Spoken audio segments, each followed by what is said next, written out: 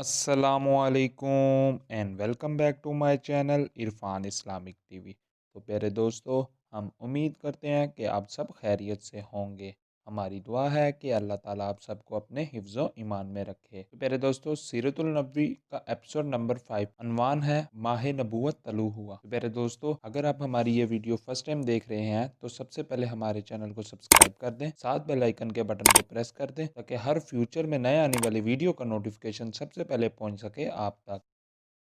तो प्यारे दोस्तों, हज़रत इब्ने अब्बास रज़ी अल्लाह ताला अन्हो कहते हैं कि हज़रत मोहम्मद सल्लल्लाहु अलैहि वसल्लम इस दुनिया में तशरीफ़ लाए तो आपकी अनवाल नाल कटी हुई थी। अनवाल नाल बच्चे की पैदाइश होने के बाद दाई काटती है। आप सल्लल्लाहु अलैहि वसल्लम खतना शुदा पैदा हुए। अब्दुल मुत्तलिब ये देखकर बेहद हैरान हुए और खुश भी हुए। वो कहा करते थे, मेरा बेटा निराली शान का होगा। आपकी पैदाइश से पहले मक्का के लोग खुश्क साली और काहत का शिकार थे, लेकिन जूं ही आप सल्लल्लाहु अलैहि वसल्लम का दुनिया में तशरीफ लाने का वक्त करीब आया, बारिशें शुरू हो गईं, खुश्क साली दूर हो गई, दरख्त हरे भरे हो गए और फलों से लद गए। जमीन पर सब्जा ही सब्जा नजर आने लगा। पैदाइश के वक्त आप सल्लल्लाहु अलैहि वसल्लम अपने हाथों पर झुके हुए थे, सर आसमान की तरफ था। एक रवायत के अल्फाज ये भी हैं कि कंधों के बल झुके हुए थे,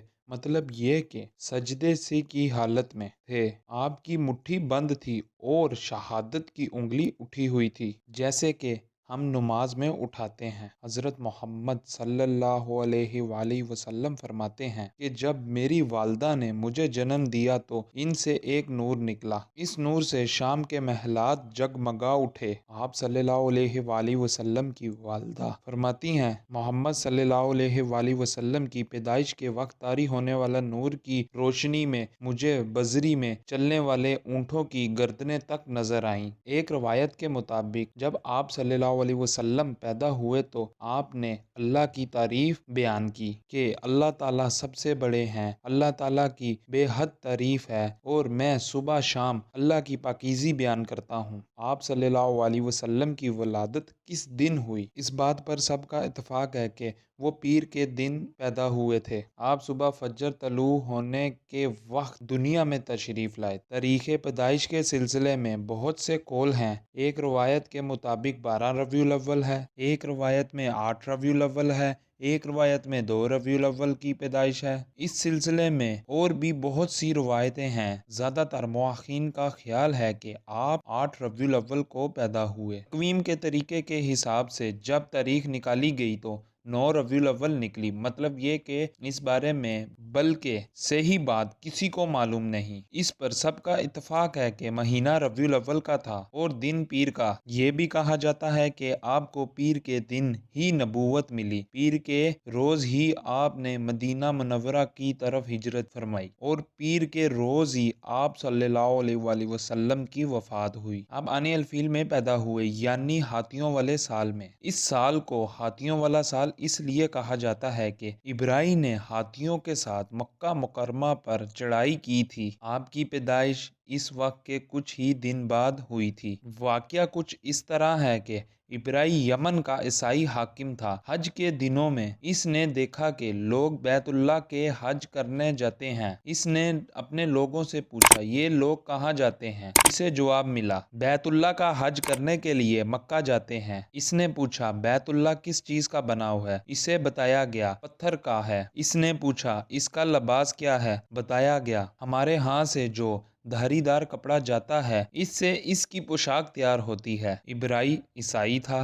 सारी बात सुनकर इसने कहा, मसीह की कसम, मैं तुम लोगों के लिए इससे अच्छा घर तमीर करूंगा। इस तरह इसने सुर्ख, सफेद, जर्द और स्याह पत्थरों से एक घर बनवाया। सोने और चांदी से इसको सजाया। इसमें कई दरवाजे रखवाए, इसमें सोने के पत्थर जुड़वाए। इस मकान में एक बड़ा सा यकूद लगवाया और एक पर्दा भी लगवाया और वहाँ खुशबू सुलगाने का इंतजाम किया। इसकी दीवारों पर इस कदर मुश्क मिल जाती थी कि वो स्याह रंग की हो गईं। फिर लोगों से कहा, अब तुम्हें बैतुल्लाह का हज करने के लिए मक्का जाने की ज़रूरत नहीं, मैंने तुम्हारे लिए यहाँ ही बैतुल्लाह बनवा दिया है, लिहाजा अब तुम इसका तवाफ करो। इस तरह कुछ कबाइल कई साल तक इसका हज करते रहे, इसका एहतिकाफ करते रहे, हज वाले मुनासिक भी यहाँ अदा करते रहे। अरब के एक शख्स नफील खशमी से ये बात बर्दाश्त ना हो सकी। वो इस मजनूई खाना काबा के खिलाफ दिल ही दिल में मंसूबे बनाता रहा। आखिर इसने दिल में ठान ली कि वो इब्राहिम के इस अमारत को गंदा करके ही छोड़ेगा। फिर एक रात इसने चोरी छुपे बहुत सी गंदगी इसमें डाल दी। जब इब्राहिम को मालूम हुआ तो सख्त गजबनाक हुआ, कहने लगा, ये कार्रवाई किस अरब ने अपने काबा के लिए की है, मैं इसे ढा दूंगा, इसका एक एक पत्थर तोड़ डालूंगा। इसने शाम और हबशा को ये तफसील लिख दी। इससे दरख्वास्त की कि वो अपना हाथी भेज दे। इस हाथी का नाम महमूद था। ये इस कदर बड़ा था कि इतना बड़ा हाथी रूह जमीन पर देखने को ना आया। जब हाथी इसके पास पहुंच गया, वो अपनी फौज लेकर निकल आया। ये लश्कर जब मक्का के कुर्बो जोर में पहुंचा तो इब्राहिम ने फौज को हुक्म दिया कि इन लोगों के जानवर लूट लो। इसके हुक्म पर फौजियों ने जानवर पकड़ लिए। इनमें अब्दुल मुत्तलिब के ऊंट भी थे। नफील भी इस लश्कर में इब्राहिम के साथ था और ये अब्दुल मुत्तलिब का दोस्त भी था। अब्दुल मुत्तलिब इससे मिले, ऊंटों के सिलसिले में बात की। नफील ने इब्राहिम से कहा, कुरैश के सरदार अब्दुल मुत्तलिब मिलना चाहते हैं। ये शख्स तमाम अरब का सरदार है, शरीफ और बुजुर्गी इसे हासिल है, लोगों में इसका बहुत बड़ा असर है, इन्हें अतिया देता है, खाना खिलाता है। ये गोया अब्दुल मुत्तलिब की तारीफ थी। इब्राहिम ने इन्हें मुलाकात के लिए बुलाया। इब्राहिम ने इनसे पूछा, बताएं आप क्या चाहते हैं। इन्होंने जवाब दिया, मैं चाहता हूँ मेरे ऊंट मुझे वापस मिल जाएं। इनकी बात सुनकर इब्राहिम बहुत हैरान हुआ। इसने कहा, मुझे तो बताया गया था कि आप अरब के सरदार हैं, बहुत इज्जत और बुजुर्गी के मालिक हैं, लेकिन लगता है मुझसे गलत बयानी की गई है, क्योंकि मेरा ख्याल था आप मुझसे बैतुल्लाह के बारे में बात करेंगे, जिसको मैं गिराने आया हूँ और जिसके साथ आप सबकी इज्जत वाबस्ता है, लेकिन आपने सर से इसकी बात ही नहीं की और आप अपने ऊँटों का रोना लेकर बैठ गए। ये क्या बात हुई। इसकी बात सुनकर अब्दुल मुत्तलिब बोले, आप मेरे ऊँट मुझे वापस दे दें, बैतुल्लाह के साथ जो चाहें करें, इसलिए कि इस घर का एक परवरदिगार है, वो खुद ही इसकी हिफाजत करेगा, मुझे इसके लिए फिक्रमंद होने की जरूरत नहीं। इनकी बात सुनकर इब्राहिम ने हुक्म दिया, इनके ऊँट वापस दे दिए जाएं।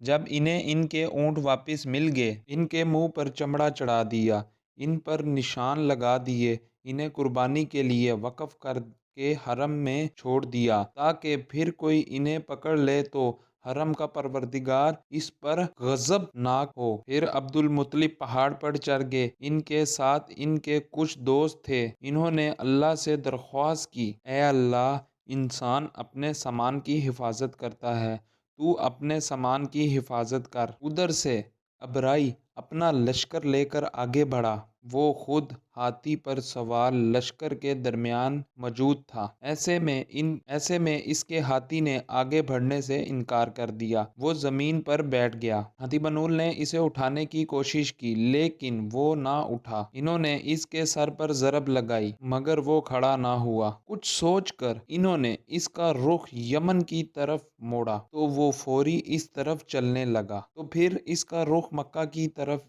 किया गया तो फिर रुक गया। हाथी बनूल ने यह तजर्बा बार बार किया। आखिर इब्राहिम ने हुक्म दिया, हाथी को शराब पिलाई जाए, ताकि नशे में इसे कुछ होश ना रहे और हम इसे मक्का की तरफ आगे बढ़ा सकें। चुनाचा इसे शराब पिलाई गई, लेकिन इस पर इसका भी असर ना हुआ। तो प्यारे दोस्तों, इसी के साथ ये वीडियो यहीं पे ख़त्म करते हैं। नेक्स्ट वीडियो के साथ मिलेंगे, तब तक के लिए अल्लाह हाफिज़।